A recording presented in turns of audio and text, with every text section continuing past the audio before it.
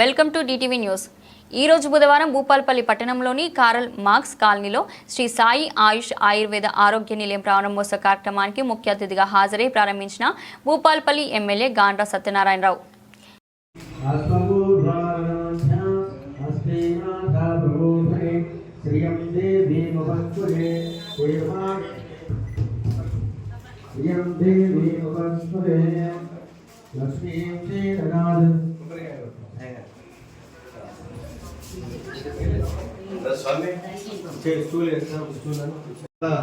Dangerous మందులు ఈరోజు మందులు ఎక్కువ వాడినా ఇన్ఫెక్షన్ అయి డ్రగ్స్ తోని వేరే వ్యాధులు సోకే అవకాశం ఉంటుంది.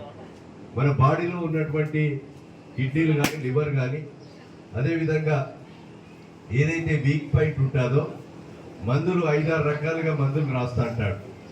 ఆ 6 రకాల మందులు పొద్దున 4 వేసుకో, సాయంత్రం 4 వేసుకో.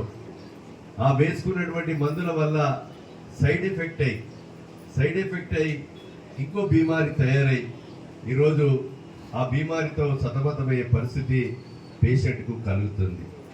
ఆ పేషెంట్ను ఇమీడియట్గా ఆపరేషన్ చేసుకోవాలని ఆతృత ఉంటుంది. ఆ ఆపరేషన్తో ఇంకో బీమార్ అటాక్ అవుతూ ఉంటుంది. కనుక ఇలాంటి పరిస్థితులను మనం కొని తెచ్చుకోకుండా ఈరోజు ఆరోగ్యంగా ఉండాలంటే మనము పురాతనమైనటువంటి వెండి చెంబులో వెనుకడ మంచం కింద చెంబు పెట్టుకొని లడ్డ తాగేది. ఇప్పుడు అదే బాటిల్స్ వచ్చాయి. ఈరోజు ఫ్రిడ్జ్లా కూల్ పెరుగు కానీ వాటర్ కానీ తీసుకోకూడదు. నేనైతే ఎప్పటికీ 360 రోజులు గోరెచ్చని నీళ్ళు తాగుతాను. 360 days వాటర్ మనం ఒక 3 లీటర్లు 4 లీటర్లు మనిషి తీసుకుంటే ఏ బీమారి రాదు, ఏ రోగం రాదు.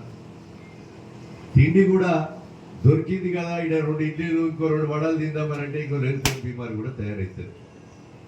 కనుక మనము ఆలోచనతో ఇవన్నీ కూడా మనము అలవాటు చేసుకొని ఒక పద్ధతి ప్రకారంగా మానవుడు జీవన శైలిని మార్చుకోవాల్సినటువంటి అవసరం మనందరి మీద ఉందని ఈ సందర్భంగా నేను తెలియజేస్తున్నా.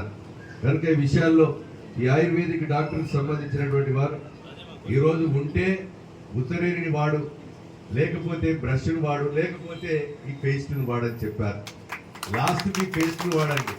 నేనైతే మొదలని ఉత్తరేణి పుల్లలను వేపు పుల్లనే వాడమని చెప్తా.